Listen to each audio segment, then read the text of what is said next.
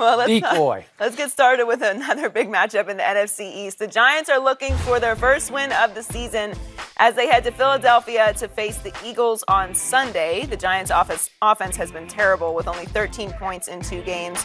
Odell Beckham Jr. came back from an ankle sprain Monday night, but had just 4 catches for 36 yards. Odell talked about getting more involved on Sunday. Let's take a listen. It's hard to get into the groove, when you're in and out. So I look to play a lot more this week, in my opinion. Odell, do you think you're healthy enough to be able to take over a game the way that you have in the past? I told you my mind is on another level. I feel like I could take over a game at any time, no matter ankle or anything like that. So it's just a matter of getting those opportunities and making the most of them. And just playing as a team, we have to play better in each and every phase, defense, special teams, offense. We just got to do better. Shannon, you were a believer in the Giants to start the season. Mm-hmm. So will they fall to 0-3 on Sunday? Yeah, Shannon, tell us. Skip, it's hard for me to believe this, that I'm about to say this because I did pick the Giants to win the NFC East. But they're going to fall to 0-3. Oh. They're falling 0-3. Then are you going to predict they're going to bounce back and win the East? No, we're talking about this game. Yeah. We're not talking about prognostications moving forward. I've already made my prediction, and it is what it is. Okay. They're playing against a team that has 4 INTs and 8 sacks in 2 games. And the one thing that the Giants can't do is that they can't protect Eli. They have no resemblance of a running game. So now they're one-dimensional. Fletcher Cox, Chris Long, Brandon Graham. Now they get to tee off. Now, Flowers thought he had his hands full with Ziggy Ansah. He about to really have his hands full. Skip, they need to get something defensively. They need to be able to push the ball down the field. Well, in order to push the ball down the field, that would require Eli to take 5, 7-step drop. Yeah. Well, he doesn't have that kind of time. And looking at it, I think Brandon Marshall retired and just didn't tell the Giants. So hopefully he'll come out of retirement on Sunday, and he'll play better than what he's played in the first 2 games. Odell keeps saying, yeah, I can take the game over. I just need to get opportunities. But how can you give him opportunities, Skip, when Eli can't hold the ball for like 2 seconds? Wait, was Odell complaining that he's not getting enough snaps? No, Skip. He said it's hard to find a rhythm when you're in and out of the ball game. Mm-hmm. I can take over the game. It's just a matter of me getting the opportunities. He says, if you give me opportunities to make my plays, I can make them and I can make good things happen. The Giants' defense they're what they are. Carson Wentz is playing better. Normally, as a rookie quarterback, the biggest jump is from year 1 to year 2. Things start to slow down. You know what's expected of you. You know how teams want to attack you. You know how you want to attack them. They need to run the ball more. Doug Peterson said, well, we need to run the ball more. Hell, you calling the plays, Doug. You're not only the head coach, you're the offensive coordinator. If you need to run more plays, how about you call more runs? Simple. Skip, I just don't like what I'm seeing for the Giants. Their offense seems lifeless. They see 1 touchdown, 2 field goals in 8 quarters of football. Going back to last year, including the playoffs, 8 straight games in which they have failed to reach 20 points. Skip, that's not good enough. That's not good enough. And I believe the Eagles being at home, first home game of the year, that place is going to be electric. They're going to be flying around, and I got them winning 23-17. 23-17. Boy, you're giving the Giants a lot of points, actually. 17. That's not 20. Huh? By their standards of late, that's like 42, huh? That's a bonanza, right? Yep. So it sounds like you are completely off the New York Giants bandwagon to me. And it sounds like you're off the win the NFC East bandwagon unless you're still leaning toward coming back from the 0-3 dead. The question was, will Giants fall to 0-3? I'm asking a new question. No. You go ahead and make your point. I'm holding feet to fire right here, right now. Here's my problem with picking this game. I don't like either option. Honestly, I'm caught between rock and hard place. I got to take the lesser of 2 evils. I have to take either an aging Eli or a yet-to-come of age Carson Wentz. And I'm sorry that leap into year 2, I'm not seeing it yet. But maybe you are. Maybe we'll see it this time. But I'm doubting it. So the reason I'm not gung-ho with this pick, the reason I'm not having the courage of my convictions on this pick is because the Giants still have a good enough defense to beat Carson Wentz. And it scares me a little, but not a lot. The advantage that Carson Wentz is going to have in this game is it sounds like your man Jackrabbit is going to be out yet again. Mm-hmm. It sounds like he's got an Odell-like bad ankle. Maybe he's playing hard to get to. Maybe he wants more money. I don't know. They just gave him a boatload of money last year. It's a troubled football team, Stop troubled locker room with a very weak head coach named Ben Much Ado about nothing. But I'm going to get to him in just a second. So I'm leaning toward picking Carson Wentz, and then I read this quote yesterday from Damon, as you call him, Snacks Harrison, if I can open it here, about Carson Wentz. He says, at times, says Snacks, he looks like Aaron Rodgers out there running around, evading the rush, and still making some pretty good throws. He looks a whole lot more confident in the pocket. Interesting. Well, I will give Damon this. Carson Wentz is 6 feet 5 inches tall and 237 pounds, and he's an athlete, man. He can escape. He can get out and run. In fact, guess what? Speaking of Doug Peterson, guess who leads the Eagles in rushing through 2 games? Is the big boy, Carson Wentz. Yeah. Mostly on scrambles. I don't think they're calling a whole lot of runs for him, but he still leads the league. I mean, the team in rushing with 61 yards on 8 tries. So I will give you that every once in a while he does get out and run and escape, and every once in a while he rolls to his right or his left, and he waits, and then he flings it upfield because he's got a big cannon of an arm, and Aguilar gets behind somebody for a touchdown. So I will give you all that. But too many other times I see him look like Blake Bortles. And I'm going to say it again. He had a QBR, did Carson Wentz last year, of 49 for the whole year, which is a notch below average because it's a scale of 0 to 100. And in his first 2 games this year, Carson Wentz has been 48 and 48. So they won a game at Washington, and he had a 48. And they gave Doug Peterson a Gatorade bath because that was such a big deal to the Eagles. That's what you're dealing with here. That's why it's hard for me to even pick the Eagles in this game. You gave your coach a Gatorade shower over game 1 against the Kirk Cousins in Washington? Seriously? And now I'm forced to pick between the rock and the hard place here? They've done something your Cowboys hadn't done. They won a road game. Yeah. Well, my Cowboys won a whole lot of road games last year. Hey, we're talking about this year. Yeah. So the point is that Dak Prescott had a 79 QBR last year, and Carson Wentz had a 49. What did he have yet, on Sunday? What did Dak have on Sunday? He had 35, but he had 70 against the Giants in week number 1, which is pretty great. So if you combine those two, what are we looking at? Yeah, wait until he gets a hold of that Arizona Cardinal defense, and we'll see what we'll talk about. You hear that, Pat that. Peterson? Yeah. And yet we have heard Doug Peterson talk about Carson Wentz being a combination of Peyton Manning and Brett Favre. So, why does that still annoy you? Huh? Why does that still annoy you? Because he's so overhyped, Carson Wentz. He's not all that. I got to see it to believe it. And his signature game, and the reason I'm going to lean and pick the Eagles at home, came late last year. You'll remember the game because it was on Thursday Night Football. It was December 22nd. And the Giants had just come off beating my Cowboys and the Detroit Lions, 2 teams on their way to the playoffs. Right. So we thought the Giants were pretty much on a roll. And they went to Philadelphia on that fateful Thursday night, and they lost 24-19 to Carson Wentz, who had his best QBR of the year. Let's see, what was it? He was like a 70. I'll find it in just a second. But he played very well in that game, yet his stats were pedestrian. And Odell Beckham in that game caught 11 balls for 150 yards, and they still only scored 19 points. Why is that? Because they went 1 for 5 in the red zone. Why was that? Eli just didn't make any plays, and Odell doesn't have huge impact. He says he can do his Jedi mind tricks and just take games over. I think he thinks he could do it while standing on the sideline. He can just kind of take the whole game over.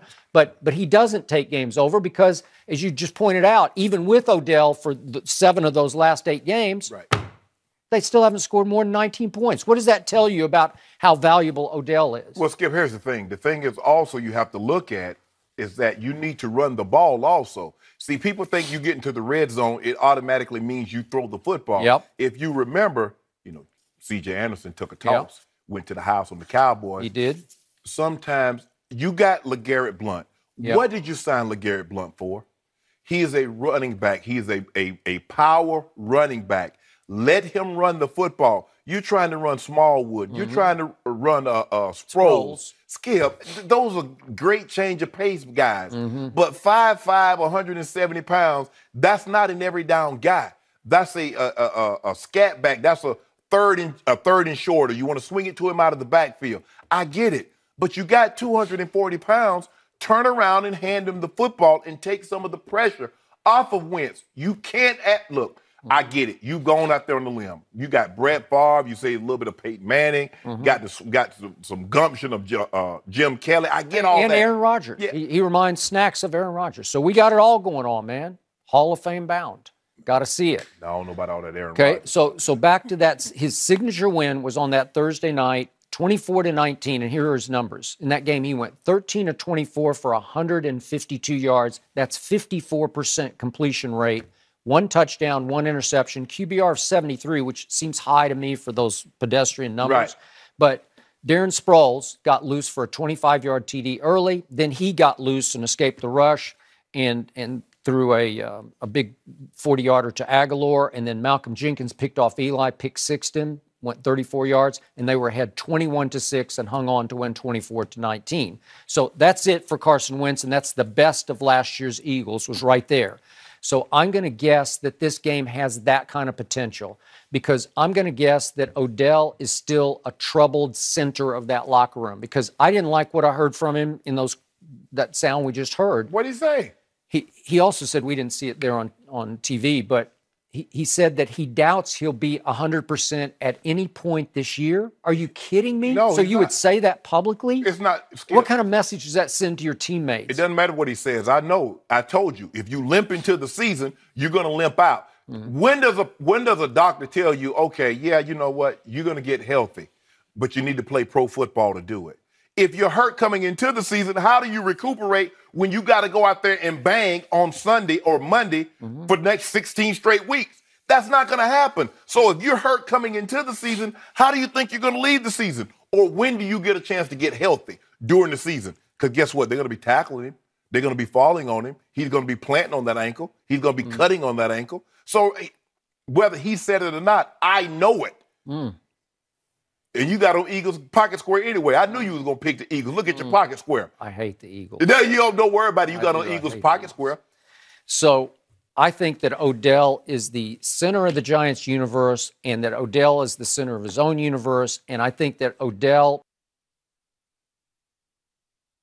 his mind tricks right now, that he thinks he should be the highest paid player in pro football. And I still believe that half of the issue is mental more than physical.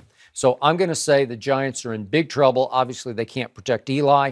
And if Odell is playing half-heartedly because he's not sure about his ankle, he ain't playing half-heartedly. I think he is. I saw half-hearted in the first – he didn't play the first game, but the first game that he played. I didn't see Odell.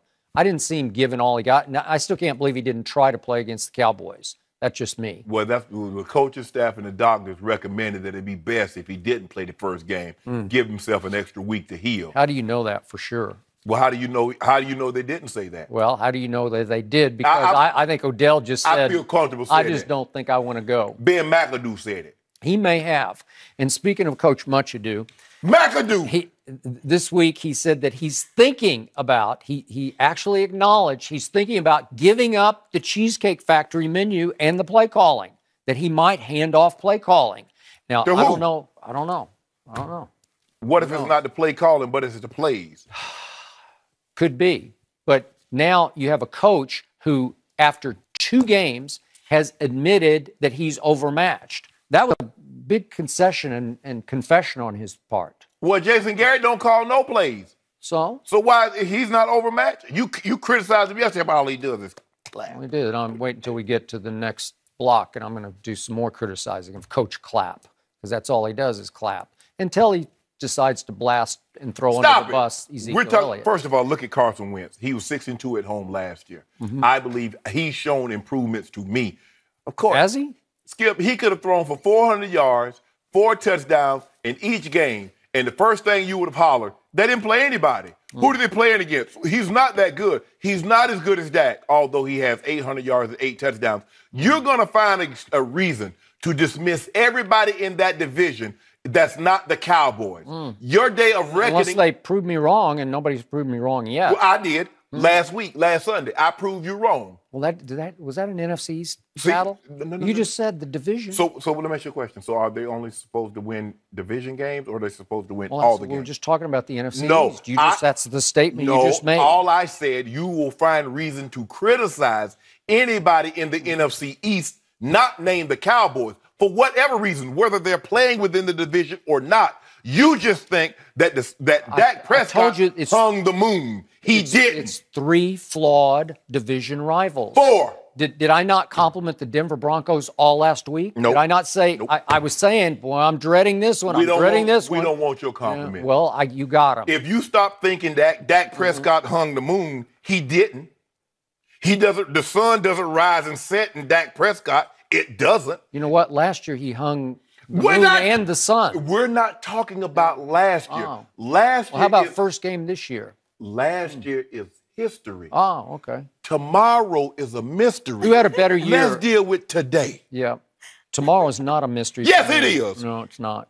So, because I think Vanderbilt's going to beat Alabama. Yes, Skip. We'll talk that's about why that that's not a mystery. First, Skip, look, you have to admit, now, is he Peyton Manning? Is he Brett Favre yet? No, he might not ever. Look, when you say somebody's going to be Peyton Manning, do people realize that Peyton Manning has 5 MVPs, Skip? That he has the most touchdown passes, passing yards, and I think Tom Brady Drew Brees passed him as far as 300-yard game. Do they realize what Peyton Manning accomplished in the Don't ask me, ask Doug Peterson. I mean, does he realize what Brett Favre did? Brett Favre once held He was his backup, so. Well, clearly he has a flawed perception of what Brett Favre is, or he has lofty expectations of what he thinks Carson Wentz can be. But that aside, I see improvement from last year to this year. Really? Yes. Did you watch the Chiefs game? I watched the Chiefs game. I watched how they made Tom Brady look. Did you watch that game? I watched how they made Tom Brady look in his building. They came and messed up his house, rearranged his furniture. No feng shui was going on today. Maybe he didn't eat enough avocado ice cream. Maybe he didn't sleep in the pajamas that you sent him. Maybe. I sent him pajamas? Yeah, those pajamas that you be wearing right here thinking you're going to be He-Man or something. I bought the pajamas. What about that Maybe he didn't sleep on the mattress. Maybe he ate too many cookies. Maybe. Whatever the case may be, Kansas City will make a lot of people look really bad because they made the greatest quarterback in NFL history look foolish. Yeah. Did they or did they not? What happened last time New England played Kansas City in the playoffs? Help me out. God, why we got mattered? You Skip, help me out. You going back like a year. I'm going back 2 weeks.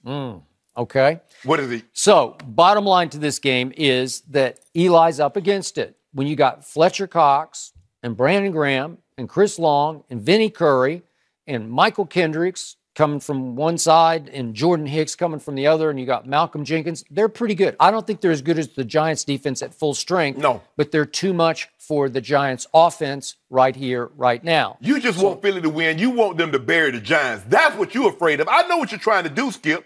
I'm not trying to do anything. I told you I'm having a hard time. I don't like either one of them, but I'm going to take the lesser of the two evils.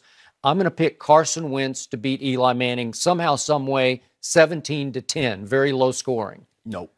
Yeah. Nope. You're going to switch? Pick the Giants. You want the Giants? You can have them. I don't want them. You had them all offseason. I will have them at a later date and time. I'm just not picking them on Sunday. Okay. 0-3 to division champs. I know somebody in that division about to be 1-2. Really? I'll let you figure that out. Redskins? Huh. Okay. All right. Yeah. Want to put a case of due on that right now? Let's do it. Let's do it. I'm ready. I'm ready. We'll talk about that on Monday. Okay. But I feel very comfortable that something bad gonna happen. Ooh. Very edgy. You're gonna pick the Cardinals, huh?